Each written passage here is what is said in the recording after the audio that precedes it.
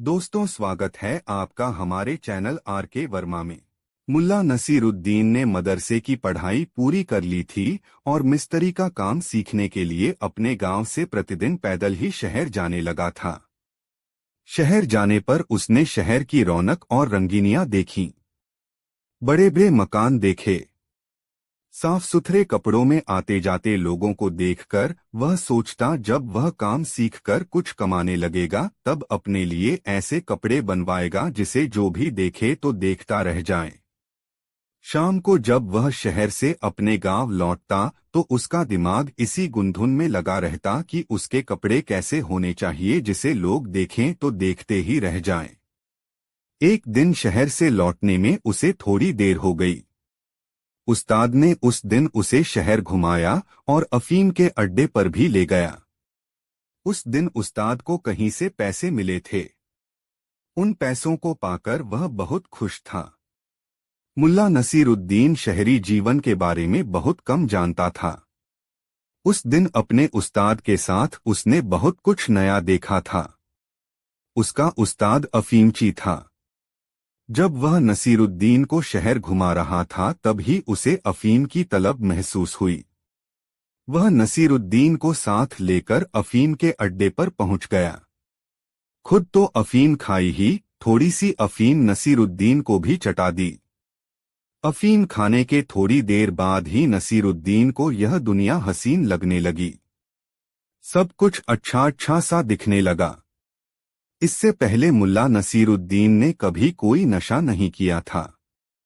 अफीम की पिनक में उसे यह दुनिया बहुत बदली हुई सी लग रही थी। उसके उस्ताद पर भी अफीम की धुन की सवार हो गई थी। वह लगातार गाना गाए जा रहा था। खुद अपने मुंह से गाने के साथ चलने वाला संगीत भी बजाता और फिर ऊंचे स्वर में कुछ गाने लगता। आवाज उसके मुंह में फंसती हुई निकलती जिससे यह समझ पाना मुश्किल होता कि वह गा क्या रहा है। किसी तरह मुल्ला नसीरुद्दीन अपने उस्ताद को उसके घर छोड़ आया और फिर अपने गांव की तरफ चल पड़ा। शहर की भीड़-भाड़ वाले इलाके में पहुंचकर मुल्ला को उस समय भीड़ कम महसूस हुई। दरअसल रात चढ़ आई थी। बाजार की दुकानें बंद हो चुकी थीं, जिसके कारण सड़कों पर लोग कम थे, लेकिन मुल्ला नसीरुद्दीन चूंकि अफीम की पिनक में था इसलिए उसे समय का एहसास नहीं था। वह यह नहीं समझ पा रहा था कि रात चढ़ाई है इसलिए दुकानें बंद हो गई हैं। वह चकित और भ्रमित सा शहर के बाजार वाले इलाके से गुजरा। उसे कई बार यह भ्रम भी हुआ कि वह गलत रास्ते पर चल रहा है, किंतु इस भ्रम के साथ ही वह चैतन्य होकर सड़क के दाएं बाएं देखने लगता तो पाता कि वह सही सड़क पर ही चल रहा है। इस तरह ठमकते चलते मुल्ला नसीरुद्दीन उस मोड़ पर पहुंच गया जहां से उसके गांव के लिए सीधी सड़क जाती थी। मुल्ला उस सड़क पर पहुंचने के बाद आश्वस्त हुआ कि वह सही सड़क पर और सही दिशा में चल रहा है। उसने याद किया यह सड़क सीधे ऊंचे घेरे वाले कुएं तक ले जाएगी और कुएं की बाईं तरफ से खेत के बीच से निकलने वाली पगडंडी से चलकर वह सीधे अपने घर पहुंच जाएगा। यही रास्ता उसे बहुत कम समय में उसके घर पहुंचा देगा। आश्वस्त होते ही मुल्ला नसीरुद्दीन की चाल में फर्क आ गया। अब वह लंबे डग भरता हुआ चल रहा था। वह मन में सोचता, अब 10 कदम के बाद शीशम के वृक्षों की कतार शुरू हो जाएगी। गांव वालों ने श्रमदान करके इस सड़क के दोनों किनारों पर शीशम के पौधे लगाए थे। शीशम का सिलसिला खत्म होते ही फलदार वृक्षों का सिलसिला शुरू हो जाएगा और उसके बाद आ जाएगा ऊंचे घेरे वाला कुआं। इस तरह मन ही मन राह स्मरण करता हुआ मुल्ला नसीरुद्दीन कुएं तक पहुंच गया। पूर्णिमा की रात थी। मध्यरात्रि का समय था। जब मुल्ला नसीरुद्दीन कुएं के पास पहुंचा और वह उस खेत की पगडंडी की ओर जाने ही वाला था जो सीधे उसे अपने घर तक ले जाती, उसके मन में ख्याल आया, चलो जरा झांक लें, कुएं में कितना पानी है। मुल्ला नसीरुद्दीन सीधे घूमा और कुएं की जगत पर चढ़ गया और उसमें झांककर कुएं के पानी का अनुमान लगाने लगा। अभी कुएं में झांकते हुए 2-4 पल ही बीते होंगे कि मुल्ला को कुएं के पानी में चांद की प्रतिच्छाया दिखाई पड़ी। मुल्ला चौंक गया, अरे बाप रे, यह तो गजब हो गया। चांद अपनी जगह से कुएं में उतर गया है। कहते हैं कि सूरज, चांद, सितारे पृथ्वी के इर्द गिर्द एक नियम से बंधे रहते हैं। इस नियम में परिवर्तन से तो सारी सृष्टि का नियम प्रभावित हो जाएगा। फिर अपनी इस पृथ्वी पर भी तो उथल पुथल मच जाएगी। फिर हमारा घर और खेत, इन पर भी तो असर पड़ेगा। नहीं नहीं, किसी भी तरह चांद को कुएं से निकालकर उसे उसके स्थान पर पहुंचाना ही होगा, तब ही रह पाएगी पृथ्वी सुरक्षित। मुल्ला नसीरुद्दीन के सामने उस समय एकमात्र उद्देश्य था कुएं में डूबे चांद को बाहर निकालना और फिर चांद को रस्सी के फंदे में डालकर आसमान की तरफ उछाल देना ताकि चांद अपने स्थान पर पहुंच जाए। अफीम की पिनक में मुल्ला नसीरुद्दीन देर तक इसी गुंधुन में लगा रहा कि चांद को कुएं से कैसे निकाले। तभी मुल्ला की नजर कुएं की मुंडेर पर रखी रस्सी पर पड़ी। यह रस्सी कुएं से पानी निकालने के लिए बाल्टी बांधने के काम आती थी। रस्सी देखते ही मुल्ला नसीरुद्दीन उछल पड़ा और आसमान की तरफ हाथ फैलाकर कहा, या खुदा, आखिर रस्सी मिल ही गई। अब मेरा काम आसान हो गया है। इसके बाद मुल्ला नसीरुद्दीन ने रस्सी उठाई, पानी में झोंककर चांद की गोलाई का अनुमान लगाया और फिर अपने अनुमान के मुताबिक चांद की गोलाई के बराबर रस्सी का फंदा तैयार किया तथा बहुत सतर्कता से रस्सी को कुएं में फेंका। रस्सी को दाएं बाएं घुमाकर मुल्ला ने एक झटका दिया और फिर उसे पानी से खींचने लगा। रस्सी आसानी से पानी से बाहर आ गई। चांद उसमें नहीं फंसा था। खाली रस्सी देखकर मुल्ला को निराशा हुई। उसने रस्सी का फंदा फिर से ठीक किया और फिर करीने से उसे पानी में डाल दिया। उसने फिर रस्सी खींची और इस बार भी उसे निराशा हाथ लगी। मुल्ला ने तीसरी बार रस्सी का फंदा बनाया और चांद को पकड़ने के लिए उसे पानी में डाला। संयोग से इस बार रस्सी का फंदा कुएं में किसी मजबूत चीज में जा फंसा। मुल्ला ने रस्सी खींचने की कोशिश की मगर रस्सी अपनी जगह से टस से मस नहीं हुई। मुल्ला नसीरुद्दीन ने मन ही मन संकल्प लिया कि चाहे जितनी ताकत लगानी पड़े वह लगाएगा और चांद को कुएं से निकालकर ही दम लेगा। मुल्ला थोड़ा सुस्ताता फिर एड़ी चोटी का जोर एक करके रस्सी को खींचता। अंततः मुल्ला ने कुएं के मेहराब पर एक पांव को टिकाया और अपनी पूरी ताकत से रस्सी खींची। बार बार जोर लगाने और ढीला छोड़ने से रस्सी जिस चीज में फंसी थी उससे एक झटके में निकल गई और जोर लगाते ही मुल्ला नसीरुद्दीन चारों खाने चित गिरा। कुएं के मेहराब के चारों तरफ बने पक्के चबूतरे पर मुल्ला नसीरुद्दीन जब गिरा तो उसके सिर का पिछला भाग पक्की सतह से टकरा गया और इस चोट से मुल्ला नसीरुद्दीन की चेतना लुप्त हो गई। थोड़ी देर तक वह चित पड़ा रहा। जब धीरे धीरे उसकी चेतना लौटी और उसने आंखें खोली तो सारा आसमान उसकी आंखों के सामने था। जमीन पर चारों खाने चित पड़ा मुल्ला नसीरुद्दीन यह देखकर अपनी पीड़ा भूल गया कि आसमान में चांद सितारों की मजलिस में अपनी पूरी दमक के साथ मौजूद है। उसने मन ही मन खुदा को धन्यवाद दिया कि यह कायनात बर्बाद होते होते बच गई। फिर वह अपनी जगह से उठा और बिना कुएं के पानी में झांके अपने घर जाने वाली पगडंडी पर चल पड़ा। सामने आसमान में चांद दमक रहा था और चांद को देखकर मुल्ला नसीरुद्दीन सोच रहा था, आज मैंने समय पर नहीं देख लिया होता तो कुएं में ही डूब गया होता चांद। मुल्ला का हर कदम जो उसके घर की तरफ उठ रहा था बहुत तसल्ली भरा कदम था, जैसे उसने कोई किला फतह किया हो। दोस्तों, मुल्ला नसीरुद्दीन समय भांपकर बोलने की क्षमता रखने वाला ऐसा इंसान था जिसकी बातों में रोतों को हंसा देने की क्षमता थी। दंभियों पर उसकी बातें कहर से भारी थी और असहायों के लिए वरदान। अपने इस गुण के कारण मुल्ला नसीरुद्दीन के कदरदानों की कमी नहीं थी।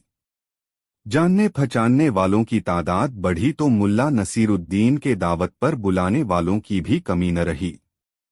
2-4 दिन पर कहीं न कहीं से बुलावा आ जाता और मुल्ला नसीरुद्दीन को दावत खाने जाने की विवशता आ घेरती। एक बार राजधानी के एक रईस के घर जलसा हुआ। जलसे का संदेश और आमंत्रण मुल्ला नसीरुद्दीन को भी मिला। आमंत्रण पत्रा भेजने वाले का नाम उसमें मोहम्मद रसूख जिलानी लिखा हुआ था। वह दुविधा में पड़ गया, आखिर कौन है यह मोहम्मद रसूख जिलानी? आमंत्रण पत्रा तो इस ढंग से लिख रखा है मानो मेरा सगा हो।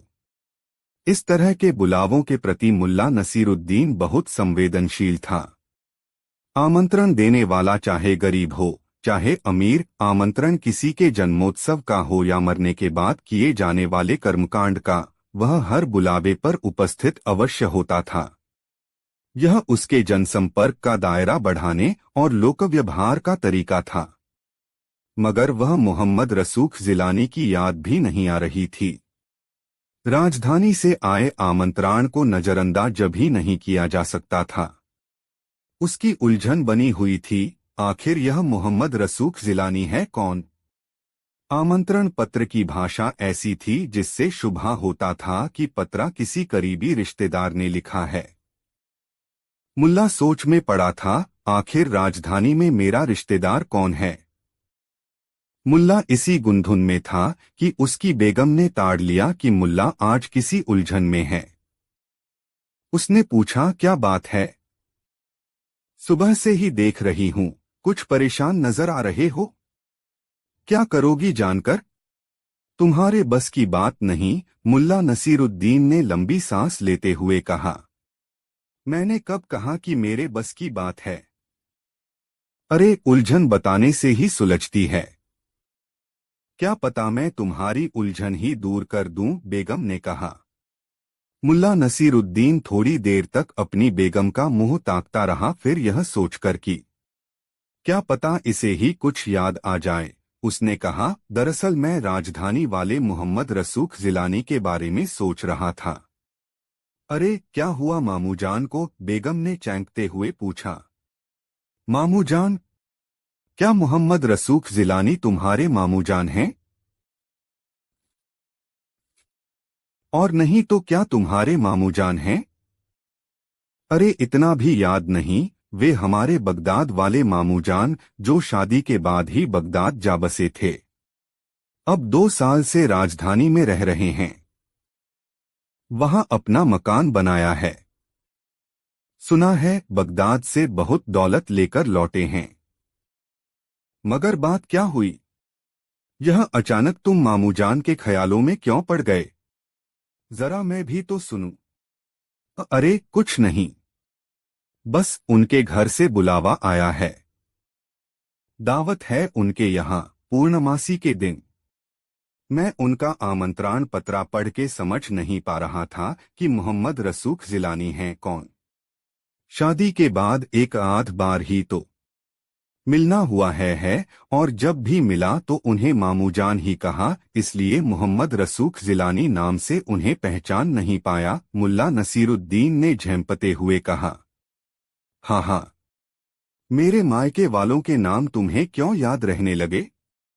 अरे, तुम्हें मेरे अब्बू का नाम मोहम्मद मनसुख जिलानी की याद होती तो मोहम्मद रसूख जिलानी की भी याद आ जाती।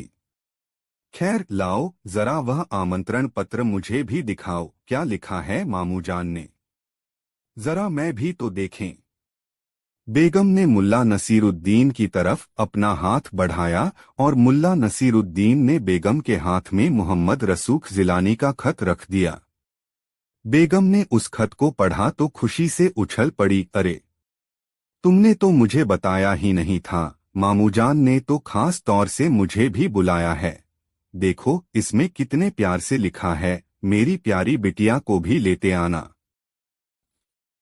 मुल्ला नसीरुद्दीन ने आमंत्रण पत्रा फिर से देखा तो पूरे खत से अलग एक जगह पर यह बात घेर कर लिखी गई थी। इस पंक्ति पर खास तवज्जो दिलाने के लिए इसे चारों तरफ से घेरा गया था, लेकिन मुल्ला नसीरुद्दीन था कि उस पंक्ति पर उसने ध्यान ही नहीं दिया था।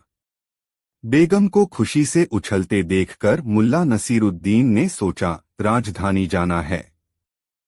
एक ही गधा मेरे पास है। बेगम उस पर मेरे साथ बैठ नहीं पाएगी। घोड़े से जाऊं तो घोड़ा किसी से मांगना पड़ेगा। 1-2 दिन की बात होती तो चलो कोई बात नहीं थी। राजधानी जाने में 2 दिन लग जाएंगे और 2 दिन लौटने में। 2 दिन मामू जान के घर, मतलब कि पूरे सप्ताह भर की बात है। यानी 7 दिनों के लिए एक घोड़ा सहित 2 जनों की खुराक का इंतजाम करना होगा। मुल्ला नसीरुद्दीन चिंता में पड़ गया। उसने सोचा, यदि बेगम मामूजान से मिलने जाने का इरादा छोड़ दे तो उसका काम आसान हो जाएगा। मगर बेगम थी कि किसी भी तरह मानने को तैयार नहीं हुई। अंततः मुल्ला नसीरुद्दीन ने अपना लंबा चोगा धारणा किया, नोकदार टोपी पहनी और गधे पर सवार होकर बाजार पहुंच गया। और दिनों की अपेक्षा उस दिन बाजार में भीड़ अधिक थी। मुल्ला ने जानना चाहा कि कारण क्या है, बाजार में इतनी गहमागहमी क्यों है। पता चला कि आज सुल्तान अपने चुनिंदा साथियों के साथ बाजार में खरीदारी करने आ रहे हैं। मुल्ला नसीरुद्दीन को उम्मीद बंध गई कि कोई अच्छा काम इस बाजार में मिल जाएगा। और ऐसा ही हुआ। जेवर की एक दुकान में मुल्ला नसीरुद्दीन को ग्राहकों को जेवर दिखाने का काम मिल गया। सुल्तान की सवारी बाजार में आई, उस समय अफरा तफरी मच गई। मुल्ला नसीरुद्दीन ने साहूकार को गद्दी पर बैठा दिया और आनन फानन में उसने जेवर की दुकान की भीड़ हटाकर दुकान में प्रवेश की जगह खाली करा दी और बिना सेठ से पूछे ही दुकान में लगे झाड़फानूस को रोशन करवा दिया। देखते ही देखते दुकान की रौनक कई गुना बढ़ गई और सुल्तान बाजार की दुकानों को बाहर बाहर ही देखते झांकते उस दुकान में प्रवेश कर गए। मुल्ला नसीरुद्दीन ने अपनी नोकदार टोपी उतारकर और कमर तक झुककर सुल्तान का स्वागत किया। दुकान के लगभग सभी सदस्यों ने सुल्तान का अभिवादन किया। दुकानदार तो सुल्तान की खिदमत में बिछासा जा रहा था, मगर सुल्तान इन तमाम बातों से बेपरवाह मुल्ला नसीरुद्दीन से ही बातें किए जा रहा था। मुल्ला नसीरुद्दीन का अंदाजे बया रोचक, मनोरंजक और जानकारी भरा था। सुल्तान ने उस दुकान से काफी जवाहरात खरीदे और वहां से जाने से पहले मुल्ला नसीरुद्दीन से बोला, मेरा वक्त अच्छा कटा। तुमसे काफी जानकारी भी हासिल हुई। मुझे इस गांव का यह बाजार हमेशा याद रहेगा। तुम मुझे अपना नाम बताओ। क्या पता कभी तुमसे कोई काम ही पड़ जाए।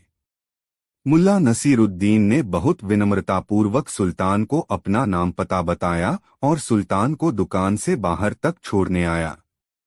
सुल्तान ने जाते समय कहा, मुल्ला नसीरुद्दीन, मैंने तुम्हारा नाम तो पहले भी सुना था मगर आज देख भी लिया। सचमुच तुम एक दिलचस्प इंसान हो। मैं तुम्हें याद रखूंगा।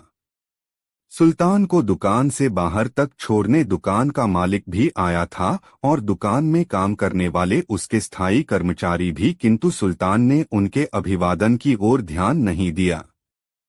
सुल्तान के जाने के बाद दुकानदार और उसके कर्मचारी मुल्ला नसीरुद्दीन की बुद्धिमत्ता की तारीफ करने लगे।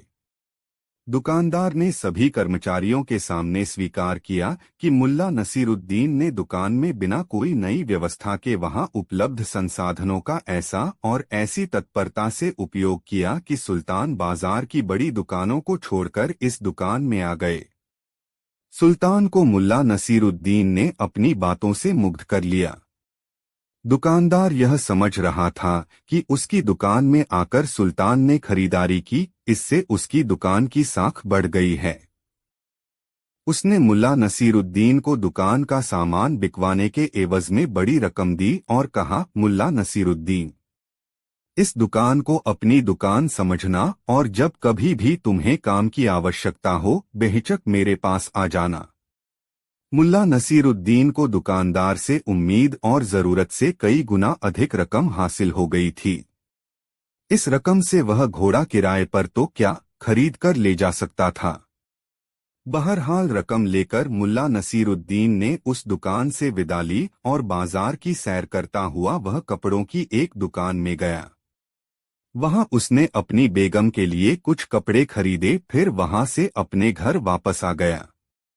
मुल्ला नसीरुद्दीन के घर आने पर जब बेगम ने देखा कि उसके लिए मुल्ला ने शानदार कपड़े खरीदे हैं, तब वह खुशी से झूम उठी। मन ही मन वह इस बात के लिए शर्मिंदा थी कि इतने समझदार व्यक्ति को वह निठल्ला मानती रही। यह तो समय के अनुरूप आश्चर्यजनक ढंग से काम करने वाला इंसान है। मुंह से मकान का नाम लिया तो कुछ घंटों में मकान हासिल कर लेने वाले इस इंसान पर खुदा की मेहरबानी है।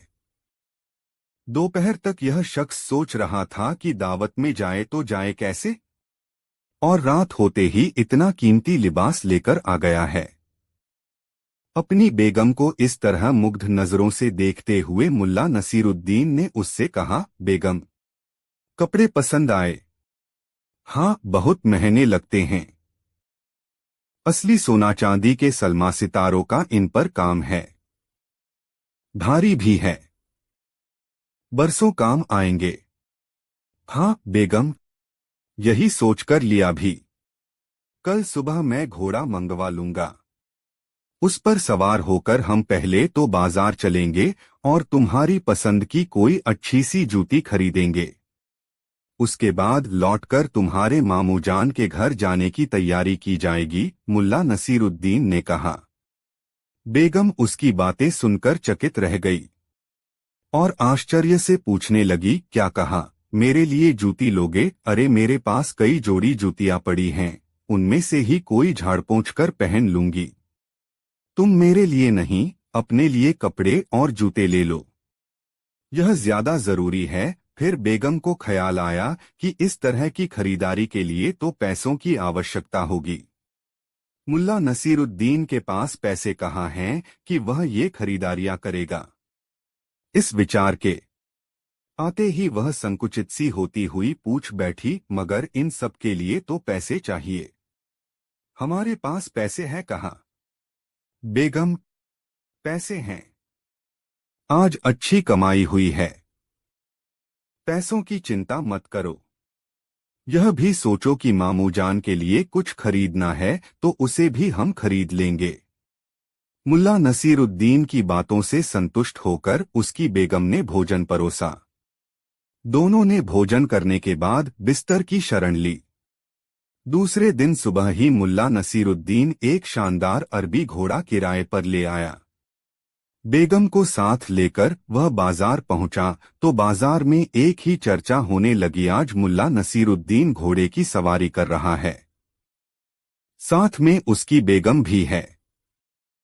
मुल्ला नसीरुद्दीन अपनी बेगम के साथ एक जूते की दुकान में गया तो दुकानदार ने उसकी खूब खातिरदारी की और उसकी बेगम के लिए अपनी दुकान की सबसे खूबसूरत जूती उसे खरीद दाम पर ही दे दी।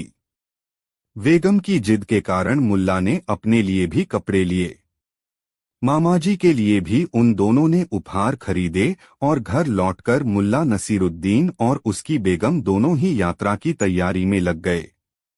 धूप से बचने के लिए शाम होते ही वे लोग राजधानी के लिए रवाना हो गए। 2 दिनों के बाद मुल्ला नसीरुद्दीन पहुंच गए मोहम्मद रसूख जिलानी के मकान पर। आलीशान इमारत थी, सज्जा की भव्यता देखते ही बनती थी। मुल्ला नसीरुद्दीन और उसकी बेगम के आने की खबर सुनकर मामू जान खुद बाहर आए और उन्होंने जमाई को अपने गले से लगाया, भांजी के कंधे थपथपाए और घर में ले गए। दावत पूर्णमासी को होनी थी। पूर्णमासी आने में 2 दिनों की देर थी। वे 2 दिन कैसे बीत गए पता ही नहीं चला। दावत का इंतजाम इमारत के अहाते में हो रहा था। अहाते में जगह जगह पेड़ लगे थे, बड़े घेरों वाले छतनार पेड़। इन पेड़ों के नीचे ही आगंतुकों के बैठने की व्यवस्था होनी थी। राजधानी के तमाम बड़े लोग इस दावत में शरीक होने वाले थे। खुले आकाश के नीचे बैठकर तफरीह का मजा लेते हुए भोजन करना मुल्ला नसीरुद्दीन के लिए यह परिकल्पना बहुत प्यारी थी। मुल्ला नसीरुद्दीन अपने नए कपड़ों में सज-धज कर तैयार हो गया और नए जूते डालकर अहाते में चहलकदमी करने लगा। इसी चहलकदमी के दौरान उसकी नजर आकाश में उड़ते पक्षियों पर गई। उसने देखा कि चिड़ियों का झुंड उड़ता हुआ आता है और अहाते के पेड़ों पर बैठकर विश्राम करता है और फिर उड़ जाता है। पेड़ों के नीचे की जमीन पर उसने जगह पर सफेद चूने के ठोप जैसी आकृति का निशान देखा। उसके दिमाग में बात कौंधी कि अरे यह तो चिड़ियों की विष्ठा के निशान हैं। यदि किसी अतिथि की थाली में किसी चिड़िया ने विष्ठा कर दिया तब क्या होगा? लेकिन यह ख्याल आने में देर हो चुकी थी और अतिथियों का आना शुरू हो गया था।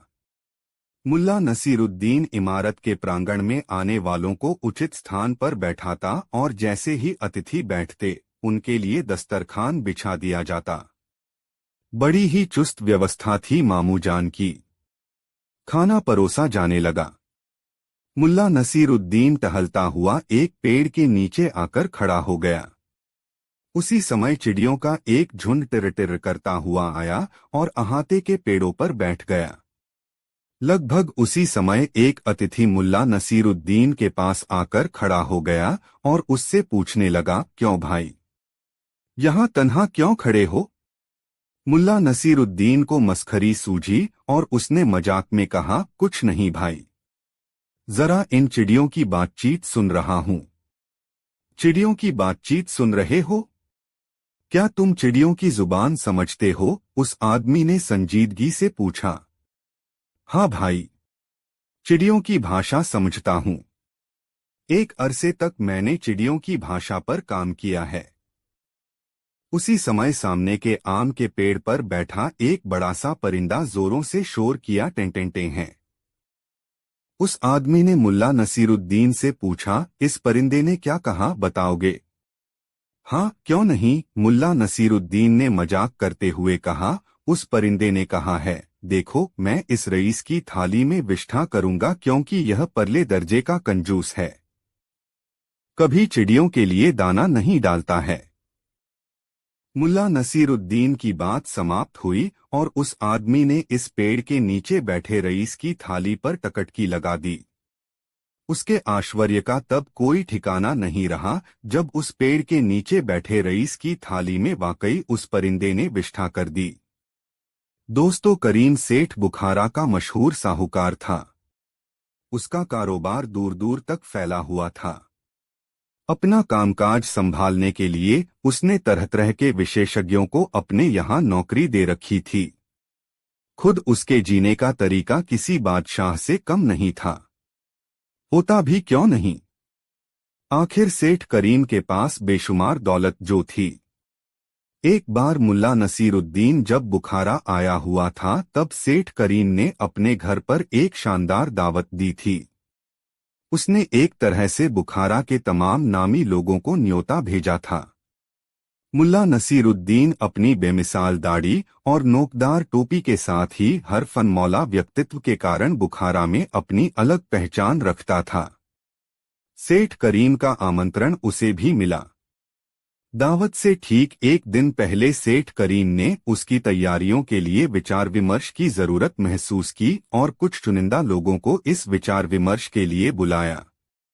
इन चुनिंदा लोगों में मुल्ला नसीरुद्दीन का नाम भी शामिल था। मुल्ला को जब सेठ करीम का यह बुलावा मिला तो वह चकरा सा गया। आखिर सेठ करीम ने उसे विचार विमर्श के लिए क्यों बुलाया है? यह तो उसका बिल्कुल निजी मामला है। जिसे चाहे बुलाए और जो चाहे खिलाए। आखिर दावत वह दे रहा है, उसमें भला मेरी सलाह की जरूरत कहाँ से आन पड़ी? मुल्ला ने मन ही मन फैसला किया, मैं तो हरगिज नहीं जाऊंगा। ऐसा विचार कर मुल्ला नसीरुद्दीन ने अपना चोगा पहना, घेरेदार सलवार पहनी और नोकदार टोपी पहनकर अपनी दाढ़ी सहलाते हुए बाजार की तरफ निकल गया। बाजार पहुंचकर मुल्ला को वहां कुछ अजीब सा लगा। उसने देखा कि बाजार में छोटी दुकानें तो खुली हुई हैं मगर बड़ी दुकानें बंद हैं। बाजार में चहल पहल की कमी थी। दाएं बाएं देखता हुआ मुल्ला अपनी आदत के अनुसार दाहरी सहलाता हुआ चला जा रहा था। रास्ते में उसने दो दोस्तों को बातें करते जाते देखा। दोनों मुल्ला नसीरुद्दीन से महज 2 कदमों की दूरी पर चल रहे थे। उनमें से एक कह रहा था, मेरी मान, जब तुझे सेठ करीम ने विचार के लिए बुलाया है तो चला ही जा। कमबख्त बहुत संदिल है, सनकी भी है। यदि तुम उसके यहां नहीं गए तब हो सकता है कि वह इस बात का बुरा मान जाए। और यह तो तुम जानते ही हो कि आधा बुखारा उसकी जागीर है, जिसे वह पसंद नहीं करता है, उसका तो बुखारा में रहना ही मुश्किल है। मुल्ला नसीरुद्दीन ने जब सेठ करीम के बारे में उस व्यक्ति की ये बातें सुनी तो वह अचरज में पड़ गया और अपनी चाल तेज करते हुए उन दोनों के करीब पहुंच गया और उनके साथ चलते हुए पूछा, एक बात बताइए भाईजान, यह सेठ करीम क्या बहुत खतरनाक आदमी है? दोनों ने चौंकते हुए मुल्ला नसीरुद्दीन की तरफ देखा और उनमें से एक ने मुल्ला नसीरुद्दीन से मुखातिब होते हुए कहा, लगता है आपको बुखारा के बारे में कम जानकारी है। सच कहें तो बुखारा की चांदनी का बादशाह है सेठ करीम। बुखारा के बाजार में जितने भी व्यापार चल रहे हैं उनमें आधे से भी अधिक में सेठ करीम का पैसा लगा हुआ है। पैसे की सनक सेठ करीम पर ऐसे सवार है कि किसी भी आदमी के पास वह अपना एक पैसा नहीं छोड़ता। हिसाब किताब में वह इतना खरा है कि छोटी सी चूक के लिए वह अपने कारिंदों को बड़ी से बड़ी सजा देने से भी नहीं हिचकता। इन दिनों उसे मशहूर होने की सनक लग गई है, इसीलिए वह समय समय पर दावत देता रहता है। इन दावतों से वह बस इतना चाहता है कि लोग उसे शाखर्च मान लें और उस पर जो कंजूस होने का ठप्पा लगा हुआ है वह हट जाए। सेठ करीम के बारे में मिली इन जानकारियों से मुल्ला नसीरुद्दीन ने उसके पास नहीं जाने का विचार त्याग दिया और तय कर लिया कि वह सेठ करीम के बुलावे पर अवश्य जाएगा और देखेगा कि इस शख्स में ऐसी क्या खास बात है कि लोग उससे इतना खौफ खाते हैं।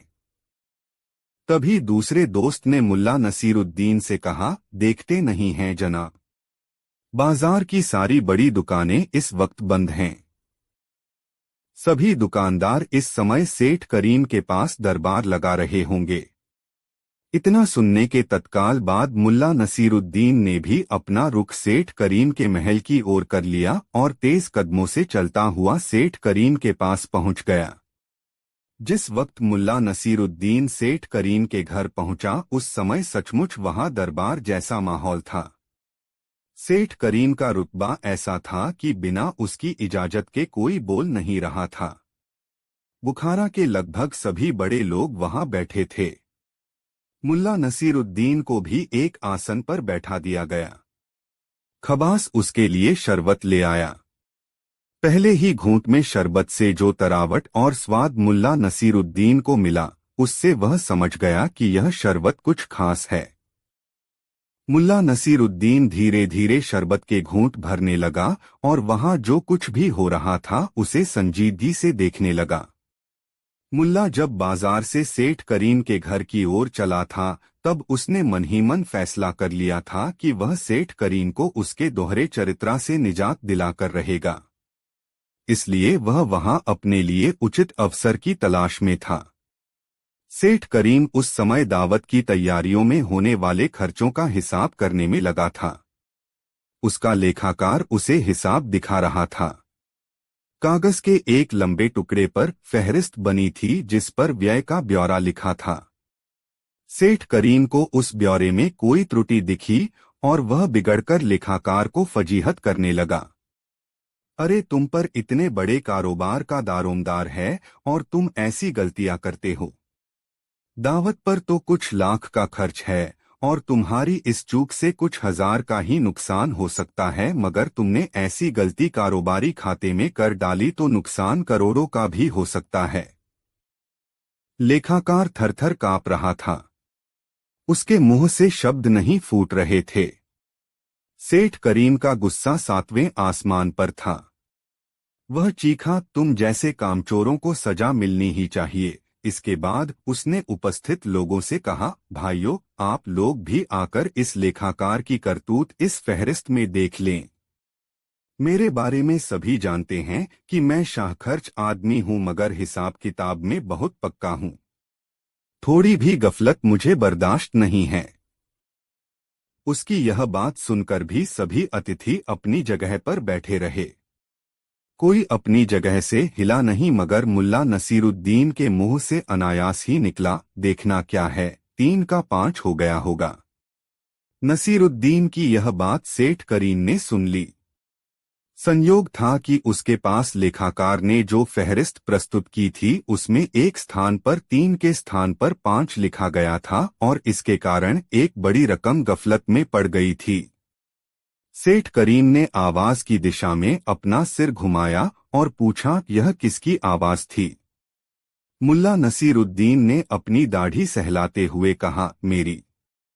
सेठ करीम ने मुल्ला नसीरुद्दीन से कहा, आपने तो चकित कर दिया जनाब। आपने बजा फरमाया। इस नामुराद ने 3 की जगह 5 लिखकर घपला किया है और खुदा का शुक्र है कि यह पकड़ा गया। आप उतनी दूर क्यों हैं जनाब, आइए मेरे पास बैठिए। मुल्ला नसीरुद्दीन दूर से ही उस दरबार का जायजा लेना चाहता था, इसलिए उसने अपनी जगह पर बैठे बैठे ही कहा, चकित होने की जरूरत नहीं है, मैंने तो एक मुहावरा कहा था। नहीं जनाब, हम भी पारखी हैं। आप आकर हमारे करीब बैठिए। आपकी जगह तो यहाँ है मेरे पास, सेठ करीम ने अनुनय करते हुए कहा। मुल्ला नसीरुद्दीन के पास अब कोई चारा नहीं रह गया, इसलिए वह अपने स्थान से उठा और सेठ करीम के पास जाकर बैठ गया। सेठ करीम ने मुस्कुराते हुए पूछा, जनाब का नाम जान सकता हूँ? मुल्ला नसीरुद्दीन ने कहा। नसीरुद्दीन। सेठ ने नाम दोहराया, नसीरुद्दीन, फिर कहा, कहीं मुल्ला नसीरुद्दीन तो नहीं? हाँ वही, संक्षिप्त सा उत्तर दिया मुल्ला नसीरुद्दीन ने। वाह जनाब, खूब मिले। आपके बारे में जैसा सुना था वैसा ही पाया, सेठ करीम ने खुश होते हुए कहा। तो अभी तो पास बुलाया है। पाया कहाँ? मुल्ला नसीरुद्दीन ने दाढ़ी सहलाते हुए कहा। पाया नहीं तो पा भी लेंगे, सेठ करीम ने हंसते हुए कहा, मैंने जो चाहा है उसे पाया भी है। खुशी हुई जानकर मुल्ला नसीरुद्दीन ने कहा, मगर मैं अभी किसी की चाहत के रूप में शुमार नहीं किया गया। इतना कहने के बाद मुल्ला नसीरुद्दीन हंसने लगा। सेठ करीम भी मुल्ला नसीरुद्दीन के साथ हंसने लगा था। उसकी हंसी रहस्यमय थी, जिससे यह जाहिर नहीं हो रहा था कि यह हंसी प्रसन्नता की हंसी है या कटाक्ष की। मुल्ला नसीरुद्दीन को अपने पास बैठाकर फिर से लेखाकार की तरफ मुखातिब हुआ है। हाँ, तो तुम क्या समझ रहे थे कि तुम्हारी यह जालसाजी पकड़ी नहीं जाएगी? मूर्ख, इस तरह की गड़बड़ी मैं सबसे पहले पकड़ता हूँ। अब तुम सजा पाने के लिए तैयार हो जाओ, सेठ करीम ने बेहद ठंडे स्वर में लेखाकार से कहा। सजा का नाम सुनते ही लेखाकार की पेशानी पर पसीने की बूंदें छलक पड़ी। वह थर-थर कांपते हुए घुटनों के बल खड़ा हो गया और सेठ करीम के सामने गिड़गिड़ाने लगा, हुजूर, लेखा में कलम की चूक के लिए मैं शर्मिंदा हूँ। मगर सरकार, यह गलती किसी गोलमाल के इरादे से नहीं की गई है। मुझे माफ कर दें।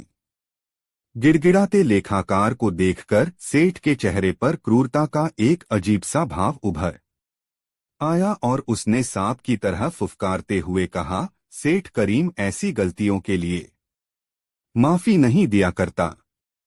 सजा तो तुम्हें मिलेगी ही। यह लो अपनी फहरिस्त। सेठ करीम ने कागज का वह लंबा टुकड़ा जिस पर हिसाब लिखा हुआ था लेखाकार की तरफ बढ़ाया। लेखाकार ने कागज का वह टुकड़ा सेठ से ले लिया। सेठ करीम ने कागज लेखाकार को थमा देने के बाद अपनी सुरक्षा के लिए तैनात लठैत को इशारा करके बुला लिया और लेखाकार को देखकर मुस्कुराया। बड़ी जहरीली थी उसकी मुस्कान। मुस्कुराते हुए सेठ करीम की तरफ वहां बैठे तमाम लोग देख रहे थे। सबको सांप सूंघ गया था। कोई समझ नहीं पा रहा था कि अब क्या होगा। सेठ करीम की धनलोलुपता और क्रूरता के तरह तरह के किस्से उन लोगों ने सुन रखे थे। थोड़ी देर के सन्नाटे के बाद सेठ करीम ने गूंजती आवाज में कहा, लेखाकार, तुमने अक्षम्य भूल की है। तुम्हारी आसान सजा यह है कि तुम अपने हाथ के कागज को इन तमाम लोगों के सामने चबाकर खा जाओ, और कठिन सजा यह है कि इस लठैत से 50 लाठियों की बख्शीश अपने बदन पर लो। दोनों सजा में से एक सजा तुम्हें चुननी है। यह तुम्हारे ऊपर है कि तुम अपने लिए कौन सी सजा चुनते हैं। सेठ करीम इतना रहमदिल है कि किसी से अपनी बात जबरन नहीं मनवाता, यहां तक कि सजा भी मुंहमांगी देता है। लेखाकार के पास कोई चारा नहीं था। उसने अपने लिए कागज खाने की सजा चुन ली। सबके सामने वह कागज के टुकड़े मुंह में रखता और उन्हें धीरे धीरे चबाकर निगल जाता। यह एक श्रमसाध्य और कष्टप्रद प्रक्रिया थी जिससे लेखाकार गुजर रहा था। अंततः सारा कागज निगलकर लेखाकार ने सेठ करीम की तरफ देखा, मानो पूछ रहा हो, अब क्या आज्ञा है हुजूर। सेठ करीम ने उसकी तरफ देखते हुए कहा, अब तुम दफा हो जाओ। यहां कभी नजर आए तो लठैतों के हवाले कर दिए जाओगे। लेखाकार बहुत गिड़गिड़ाया, मिन्नतें की, मगर सेठ करीम ने उसकी तरफ ध्यान ही नहीं दिया और वह मुल्ला नसीरुद्दीन की तरफ मुखातिब हो गया। मुल्ला साहब, हमारा कारोबार पूरी दुनिया में फैला हुआ है। सुई से लेकर जहाज तक हम खरीदते और बेचते हैं। बुखारा में जितने भी कारोबारी हैं, उनका कारोबार हमारे ही बूते चलता है। आज से आप हमारे लेखा विभाग का जिम्मा संभाले। मुझे आप जैसे तेज दिमाग इंसान की शिद्दत से तलाश थी। खुदा का शुक्र है कि आप मुझे मिले हैं। मगर सेठ साहब, आप मुझे गलत समझ रहे हैं। मैं हिसाबी नहीं हूं। मैंने तो मुहावरा कहा था, आपने उसे हिसाब समझ लिया। मुल्ला नसीरुद्दीन ने सेठ करीम से अपना पिंड छुड़ाते हुए कहा। नहीं मुल्ला नसीरुद्दीन, हम भी आंख वाले हैं।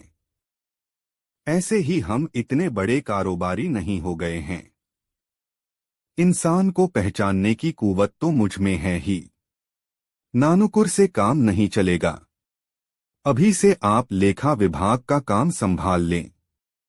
अब सारे खर्चों का ब्यौरा आपके पास पहुंचा करेगा और सारी लेनदारियां व देनदारियां आपको बता दी जाएंगी। आपके जैसे व्यक्ति को यह हिसाब किताब समझने में देर नहीं लगेगी। मुहमांगा वेतन आपको दिया जाएगा। यदि आप चाहें तो वेतन की रकम पेशगी ले सकते हैं। बेचारा मुल्ला नसीरुद्दीन पड़ गया सेठ करीम के चक्कर में। उसकी हालत यह थी कि न तो हाँ कहते बन रहा था और न ही ना कहते। अंततः 100 अशर्फिया प्रतिमाह रहने खाने की सुविधा और तीमारदारी के लिए 2 आदमियों की देनदारी पर मुल्ला नसीरुद्दीन को सेठ करीम ने लेखा विभाग की जिम्मेदारी सौंप दी। मुल्ला नसीरुद्दीन उसी दिन से सेठ करीम के कारोबार का नया लेखाकार मुकर्रर हो गया।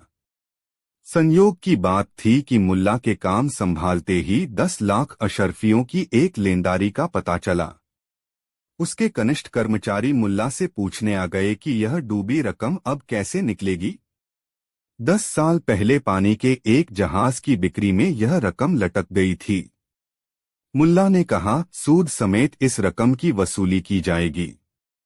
मुल्ला का यह आदेश कर्मचारियों पर भारी पड़ा। वे आपस में विचार करने लगे कि एक तो डूबी रकम का पता चला, ऊपर से खुश होने की जगह यह मुल्ला दाढ़ी सहलाते हुए बोल रहा है कि सूद समेत बकाये की वापसी होनी चाहिए। प्यादे दौड़ाए गए मगर कोई फायदा नहीं हुआ। जहाज का मालिक बुखारा में ही रहता था मगर 10 महीनों से जहाज के साथ निकला हुआ था। कब लौटेगा किसी को पता नहीं। यही सूचना ला सके प्यादे। मुल्ला नसीरुद्दीन ने अनुमान लगाया, पानी के जहाज से कहीं भी जाने में 5-6 महीने लगते हैं और आने में भी 5-6 महीने। तो यह कारोबारी जो 10 महीने से बाहर है अब लौटने वाला है। एक दिन सेठ करीम के सामने मुल्ला नसीरुद्दीन ने उस डूबी रकम की चर्चा छेड़ दी। सेठ करीम ने समझा कि मुल्ला नसीरुद्दीन के कमाल से ही इस डूबी रकम का पता चल पाया है। इसलिए उसने मुल्ला नसीरुद्दीन से कहा, मुल्ला साहब, यह रकम भी आप ही वसूलें। किसी और के बूते की बात नहीं कि डूबा पैसा निकाल लाए। सबके सब काहिल हैं, इन्हें बस पगार समय पर चाहिए। सेठ करीम के पास बैठा मुल्ला नसीरुद्दीन अपनी दाढ़ी सहलाता रहा। सेठ करीम वहां से उठकर चला गया। तब भी मुल्ला नसीरुद्दीन वहीं बैठा अपनी दाढ़ी सहलाता रहा। दरअसल उस वक्त मुल्ला नसीरुद्दीन यह सोच रहा था कि जहाजी लोग बहुत दिलदार होते हैं। राजा महाराजाओं के साथ व्यापार करने के कारण उनमें राजा महाराजाओं वाले गुण भी आ जाते हैं। जहाजी जब घर लौटता है तब इफरात पैसा कमा चुका होता है। यदि समय पर उससे मिल लिया जाए तो सेठ करीम के पैसे भी वापस आ जाएंगे और ब्याज के रूप में कुछ रकम और मिल जाएगी। मुल्ला नसीरुद्दीन ने दूसरे दिन ही अपने सभी सहयोगियों को बुलाकर कहा, जहाज वाले से पैसे वसूलने मैं जाऊंगा। ब्याज भी वसूलना मेरा काम होगा। तुम लोग सिर्फ इतना करो कि जहाजी के लौटने की खबर मुझको मिल जाए, इसकी व्यवस्था करो। अभी 10-12 दिन ही बीते थे कि एक दिन मुल्ला नसीरुद्दीन को उस जहाजी के आने की सूचना मिल गई और मुल्ला नसीरुद्दीन दाढ़ी सहलाते हुए बिना वक्त गवाए जहाजी के मकान की तरफ पैदल ही चल पड़ा। रास्ते में उसने एक गधा किराए पर लिया और 2 खाली बोरियां भी खरीद लीं। जब मुल्ला नसीरुद्दीन जहाजी के मकान पर पहुंचा तब वहां बेशकीमती सामानों की बोरियां करीने से सजाई जा रही थीं। मुल्ला नसीरुद्दीन ने जहाजी को अपना परिचय सेठ करीम के खजांची के रूप में दिया और कहा, हमारी 10 लाख अशर्फियों से 1 करोड़ अशर्फियां बनाई हैं आपने, और फिर 1 करोड़ से 3 करोड़ और 3 करोड़ से 9 करोड़ बनाकर 9 महीने में चले 10 महीने 12 दिन में पहुंचे हो। अब कर दो हमारा हिसाब, नहीं तो बादशाह जान जाएगा तुम्हारा हिसाब।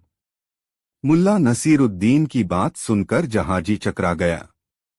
यह सच था कि जब वह यहाँ से चला था तो जहाज पर 10 लाख अशर्फियों का माल ही लादा गया था और 1 करोड़ में उसकी बिक्री हुई थी। फिर उसने 1 करोड़ का माल जहाज पर लादा जिसकी बिक्री 9 करोड़ में हुई। यदि बादशाह को उसकी कमाई का पता चल जाए तो आधी कमाई नजराने में चली जाएगी। ऐसा सोचकर जहाजी ने मुल्ला नसीरुद्दीन को आदर से बिठाया और उसने 10 लाख अशर्फियां दी और सूद मांगने पर 3000 अशर्फियां और दी। इसके बाद मुल्ला के आगे हाथ जोड़ लिए। मुल्ला नसीरुद्दीन ने अशर्फियों को बोरों में बंद किया और गधे पर बोरों को लादकर सीधे सेठ करीम के पास पहुंचा। सेठ करीम उस समय अपनी बेगम के साथ था। किसी को उसके कमरे की ओर जाने की इजाजत नहीं थी। कमरे के बाहर जनखों का परा था। जब मुल्ला के बार बार कहने पर भी कोई सेठ करीम को खबर करने के लिए तैयार नहीं हुआ तब मुल्ला करीम ने चीख कर कहना शुरू किया, सेठ करीम सुनो, एक गधा अशर्फियों के साथ खड़ा तुम्हारे दरवाजे पर तुम्हारा इंतजार कर रहा है। सेठ करीम के कानों तक मुल्ला नसीरुद्दीन की आवाज पहुंची। वह अपने कमरे से यह सोचकर बाहर आया कि मुल्ला नसीरुद्दीन बिना कारण तो आया नहीं होगा, जरूर कोई बहुत जरूरी बात होगी। सेठ करीम ने अपने घर के दरवाजे पर पहुंचकर कहा, आओ मुल्ला नसीरुद्दीन। नहीं सेठ करीम, आज मुझे नहीं, इस गधे को बोरे सहित कमरे में बुलाओ। 10 लाख 3000 अशर्फिया यह गधा जहाजी के घर से ले आया है, मुल्ला नसीरुद्दीन ने कहा। सेठ करीम को समझ में आ गया कि मुल्ला नसीरुद्दीन जहाजी के पास से उसकी डूबी रकम सूद समेत निकाल लाया है। नसीरुद्दीन के इशारे पर वह गधे को कमरे में ले गया और अशर्फियों से भरी बोरियां उतारकर गधे को वापस लेकर मुल्ला नसीरुद्दीन के पास आया। मुल्ला नसीरुद्दीन ने गधे की लगाम थामते हुए सेठ करीम से कहा, सेठ, मुझे अभी 2 अशर्फिया दे दो, 1 अशर्फी गधे का किराया और 1 अशर्फी की दोनों बोरियां। अरे, गधे का भाड़ा अशर्फियों में? 1 अशर्फी में 2 बोरियां तो महंगी हैं, सेठ करीम ने चौंककर पूछा। मुल्ला नसीरुद्दीन ने अपनी दाढ़ी सहलाते हुए कहा, भाड़ा गधे का नहीं सोचता मैं तो देखता हूं कि गधे को भाड़े पर किसने लिया है। मुल्ला नसीरुद्दीन नाम है मेरा। हर काम का मेरा अपना तरीका है। सेठ करीम ने विनम्रतापूर्वक कहना शुरू किया, अरे मुल्ला साहब, आप तो नाराज हो गए। ये लीजिए 2 अशर्फिया। मैं भला आपको नाराज कर सकता हूं? यह डूबी रकम निकाल लाने और 3000 अशर्फियों अधिक लाने का इनाम भी तो आपको मिलना ही चाहिए। कल आप अपना हिसाब किताब देख लें। आपकी जो लेनदारी होगी वह और अपनी तरफ से जो देना होगा वह भी मैं कल दे दूंगा। मुल्ला नसीरुद्दीन 2 अशर्फिया लेकर वहां से चल दिया। गधे वाले को उसने 1 अशर्फी दी तथा 1 अशर्फी अपनी जेब के हवाले कर गधे वाले की दुआएं लेता हुआ अपने घर लौट गया। दूसरे दिन मुल्ला नसीरुद्दीन एक बड़ी सी रोटी लपेटकर कांख में दबाए सेठ करीम के पास पहुंचा। सेठ करीम ने मुल्ला नसीरुद्दीन का यह अंदाज देखा तो उससे पूछा, क्या बात है मुल्ला साहब, आपने कांख में क्या दबा रखा है? सेठ साहब, यह है मेरा हिसाब लेनदारियों का। आप हिसाब किताब में कोई गलती बर्दाश्त नहीं करते और आदमी है गलतियों का मजमुआ। आखिर मैं भी आदमी ही हूं। मैंने सोचा कि गलती मुझसे भी हो सकती है, इसलिए अपना हिसाब मैंने रोटी पर तैयार किया है। क्या पता कि गलती निकल ही आए। मुल्ला नसीरुद्दीन ने कहा। क्या मतलब? सेठ करीम ने पूछा। मतलब यह कि लेखाकार को आपने एक गलती पर कागज का पुलिंदा निगलने की सजा सुनाई थी। मैं कागज नहीं खा सकता, इसलिए मैं रोटी पर हिसाब लिख लाया हूं, मुल्ला नसीरुद्दीन ने कहा। सेठ करीम को मुल्ला के इस कथन से बड़ी ग्लानि हुई। उसने उस दिन ही लेखाकार को नौकरी पर बुला लिया और मुल्ला नसीरुद्दीन को 3000 अशर्फिया देकर विदा किया।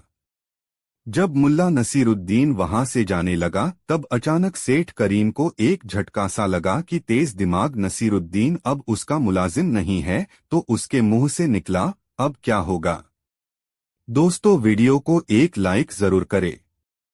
निजी मामला, बहुत मजेदार कहानी। मुल्ला नसीरुद्दीन के दिन फिरते देर नहीं लगी और फाकाक्षी के दौर से गुजरकर वह फिर से संपन्नता की बुलंदियां छूने लगा। जमींदार ने उसे 25 बीघा जमीन किसी बात पर खुश होकर दे दी थी।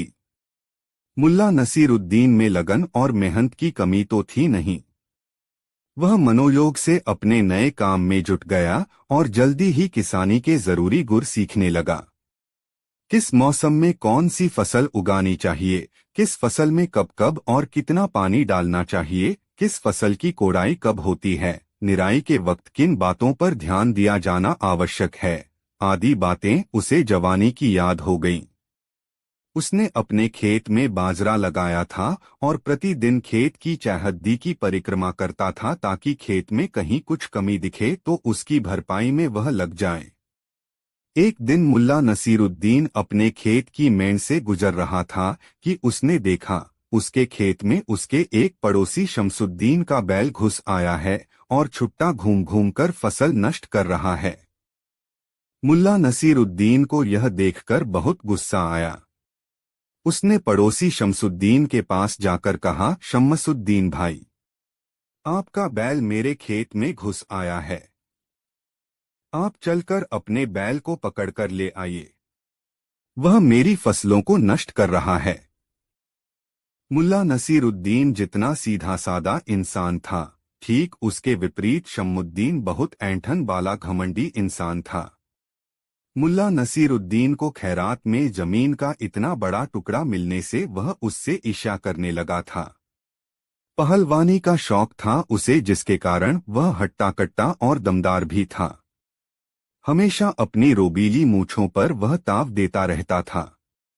जब मुल्ला ने उससे बैल के खेत में घुस आने की शिकायत की तो वह मूंछों पर ताव देता हुआ जोर जोर से हंसने लगा। फिर कहा, अरे तुम कैसे किसान हो जो यह भी नहीं जानते कि जब कोई जानवर किसी खेत में घुस जाए तब यह किसान और जानवर के बीच का मामला होता है, जिसमें तीसरे को कुछ न बोलना चाहिए और नहीं करना चाहिए।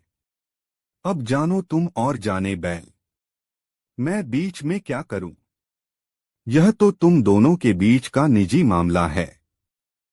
मुल्ला नसीरुद्दीन वहां से चुपचाप अपने खेत की तरफ लौटा। रास्ते में उसे एक पेड़ की लंबी टहनी मिल गई। उसने उस टहनी को उठाकर देखा। लठ की तरह यह टहनी भारी, ठोस और मजबूत थी। वह लठ लेकर अपने खेत में घुसा और ताबड़तोड़ बैल पर लठ बरसाने लगा। बैल जिधर से भागना चाहे मुल्ला तेजी से उस ओर जाकर लठ चलाने लगता। थोड़ी देर के बाद शमसुद्दीन मुल्ला के खेत की ओर अपने बैल को देखने आया। तब उसे फटफट फटाक की आवाजें सुनाई पड़ने लगीं।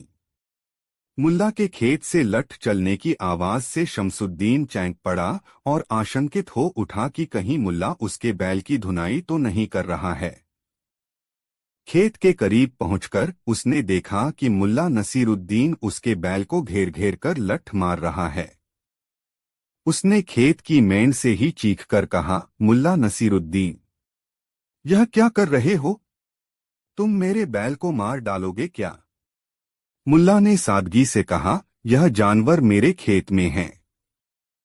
यह जानवर और मेरे बीच का निजी मामला है। इसमें किसी तीसरे को दखल देने की जरूरत नहीं। मैं चाहूं तो इसे चरने दूं, चाहूं तो पीहूं, कोई तीसरा इसमें कैसे पड़ सकता है? शमसुद्दीन के होश ठिकाने आ गए और उसने मुल्ला को वचन दिया कि अब वह बैल को कभी उसके खेत की ओर नहीं फटकने देगा। शमसुद्दीन के तेवर ढीले होते देखकर मुल्ला नसीरुद्दीन के चेहरे पर मुस्कान तैरने लगी। दोस्तों, मुल्ला नसरुद्दीन की यह कहानी आपको कैसी लगी कमेंट बॉक्स में जरूर बताएं। मुल्ला नसरुद्दीन की मजेदार कहानी, पानी के जादू से धन की प्राप्ति। दोस्तों, एक दिन मुल्ला नसरुद्दीन अपने गांव के बाहर एक छोटे से रास्ते पर जा रहा था। चलते चलते वह एक नदी के किनारे पहुंचा। नदी के किनारे खड़ा एक आदमी सिर झुकाकर बैठा था। मुल्ला ने देखा कि वह बहुत गहरी सोच में डूबा हुआ था, जैसे किसी बड़ी समस्या से जूझ रहा हो। मुल्ला उसके पास गया और बोला, क्या हुआ भाई, तुम इतने परेशान क्यों हो? आदमी ने सिर उठाया और कहा, मुल्ला, मेरी जिंदगी में सब कुछ ठीक नहीं चल रहा। मैं बहुत मेहनत करता हूँ, लेकिन फिर भी मुझे कभी वह खुशी नहीं मिलती जिसकी मुझे उम्मीद है। मुझे लगता है कि मैं कभी भी अपना सपना पूरा नहीं कर पाऊंगा। मुल्ला ने उसकी बात सुनी और सोचा, इस आदमी को थोड़ी सी उम्मीद और हिम्मत देने की जरूरत है। उसने मुस्कुराते हुए कहा, तुम जानते हो, मेरे पास एक जादुई तरीका है जिससे तुम्हारी सारी परेशानियां हल हो सकती हैं। आदमी ने हैरान होकर पूछा, जादुई तरीका? तुम क्या कह रहे हो मुल्ला? मुल्ला ने उसकी तरफ देखा और कहा, हाँ, यह एक बहुत पुराना तरीका है। तुम्हें बस मेरे साथ आना होगा और नदी के पानी से एक खास काम करना होगा। आदमी, जो पहले से ही परेशान था, अब और अधिक उत्सुक हो गया। उसने कहा, मैं तैयार हूं। बताओ मुझे क्या करना होगा। मुल्ला ने उसे नदी में ले जाकर कहा, तुम्हें नदी के पानी से एक बाल्टी पानी भरनी होगी, लेकिन ध्यान रखना, जब तुम पानी लाओ तो उसे बिना देखे वापस लाना होगा। आदमी थोड़ी देर तक यह सुनकर हैरान हुआ, लेकिन उसने मुल्ला के आदेश को मानते हुए बाल्टी में पानी भर लिया। जब वह पानी लेकर वापस आया तो मुल्ला ने कहा, अब इसे बिना देखे घर ले जाओ। याद रखना, अगर तुमने पानी में से कोई भी बदलाव देखा तो सारी मेहनत बेकार हो जाएगी। आदमी ने इसे चतुराई से लिया और बिना पानी देखे घर के रास्ते पर चलने लगा। लेकिन जब वह घर के पास पहुंचा तो अचानक उसके मन में ख्याल आया क्या होगा अगर इस पानी में कुछ खास हो? क्या मुल्ला मुझे कुछ अच्छा देने की कोशिश कर रहा था? उत्सुकता और चिंता के मिश्रित भाव से उसने पानी देखा, और जैसे ही उसने बाल्टी का पानी देखा, उसे एहसास हुआ कि उस पानी में कुछ बदल चुका था। अब वह मन ही मन निराश हो गया क्योंकि उसने मुल्ला के बताए तरीके को नहीं माना था। वह गहरी सोच में डूबा हुआ बाल्टी लेकर मुल्ला के पास वापस लौटा। उसने मुल्ला से कहा, मुल्ला, तुमने कहा था कि अगर मैंने पानी को देखा तो कुछ गलत होगा, लेकिन मैंने ऐसा किया और अब सब कुछ बिगड़ गया है। मुल्ला ने शांत भाव से मुस्कुराते हुए जवाब दिया, देखो, तुमने देखा कि तुम्हारी समस्याओं का हल तुम्हारे भीतर था, लेकिन तुम्हारी उत्सुकता और जल्दबाजी ने उसे खराब कर दिया। तुमने पानी को देखा क्योंकि तुम बहुत जल्दी में थे, लेकिन असल में यह पानी तुम्हारी मेहनत और धैर्य का प्रतीक था। अगर तुमने उसे बिना देखे रखा होता तो तुम्हें सफलता मिलती। आदमी ने समझ लिया और उसने मुल्ला का धन्यवाद किया। वह अब जान गया था कि जीवन में धैर्य और संयम के साथ आगे बढ़ना जरूरी है, क्योंकि जल्दबाजी और उत्सुकता से चीजें बिगड़ सकती हैं। कहानी का संदेश। मुल्ला नसरुद्दीन की इस कहानी से यह शिक्षा मिलती है कि जीवन में धैर्य और संयम रखना जरूरी है। किसी भी समस्या का समाधान जल्दबाजी में नहीं, बल्कि सोच समझकर और सही कदम उठाने से मिलता है। अपनी मेहनत में विश्वास रखना और धैर्य से काम करना ही असली सफलता की कुंजी है। मुल्ला नसरुद्दीन समझदारी का सवाल। एक दिन मुल्ला नसरुद्दीन अपने गांव में बैठा था, और जैसे ही उसने गांव के लोगों को इधर-उधर जाते देखा, एक नया सवाल उसके दिमाग में आया। उसने सोचा, क्यों न मैं एक मजेदार परीक्षा लूंगा और गांव वालों को उनकी समझदारी की परख में डालूं। मुल्ला ने सोचा और फिर एक योजना बनाई। उसने सबको अपने घर बुलाया और उन्हें बताया, मैंने एक नई परीक्षा तैयार की है, जिसमें आप सबको अपनी समझदारी साबित करनी होगी। जो भी सही जवाब देगा, उसे पुरस्कार मिलेगा। गांव वालों में हलचल मच गई। सभी लोग मुल्ला के घर पहुंचे और उत्सुकता से इंतजार करने लगे। मुल्ला नसरुद्दीन ने कहा, मैं आपको 3 सवाल पूछूंगा। हर सवाल का सही जवाब देने पर आपको एक बड़ा इनाम मिलेगा। मुल्ला नसरुद्दीन ने पहला सवाल पूछा, अगर एक आदमी के पास एक बकरा है और वह बकरा भाग जाए तो उस आदमी को क्या करना चाहिए? गांव वालों ने बहुत सोचा, लेकिन कोई जवाब नहीं दे सका। कुछ समय बाद एक आदमी खड़ा हुआ और बोला, वह आदमी बकरा पकड़ने के लिए दौड़ेगा और उसे वापस ले आएगा। मुल्ला ने मुस्कुराते हुए कहा, सही जवाब, लेकिन आसान भी था। लेकिन क्या तुमने कभी सोचा कि बकरा क्यों भागा? क्या कभी तुमने उसके मन की बात सोची? गांव वाले चुप हो गए और एक दूसरे को देखने लगे। मुल्ला ने फिर कहा, अच्छा, अब अगले सवाल की ओर बढ़ते हैं।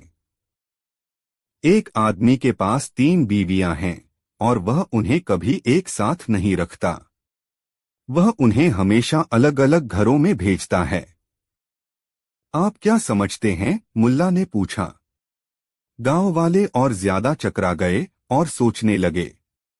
थोड़ी देर बाद एक औरत खड़ी हुई और बोली, वह आदमी अपनी बीवियों को संतुष्ट रखने के लिए उन्हें अलग अलग घरों में भेजता है, ताकि कोई समस्या न हो। मुल्ला नसरुद्दीन ने फिर से हंसी में कहा, लेकिन क्या तुमने कभी यह सोचा कि वह आदमी उन बीवियों से क्यों दूर रहता है? क्या उसकी सच्ची वजह कभी समझी है? गांव वाले अब पूरी तरह से उलझ गए थे। वे नहीं समझ पाए कि मुल्ला क्या कहना चाहता है। मुल्ला ने मुस्कुराते हुए कहा, बड़े ही सरल सवाल थे, लेकिन जवाब कुछ गहरे होते हैं।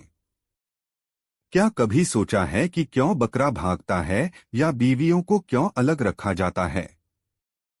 इसका अर्थ कभी समझा है?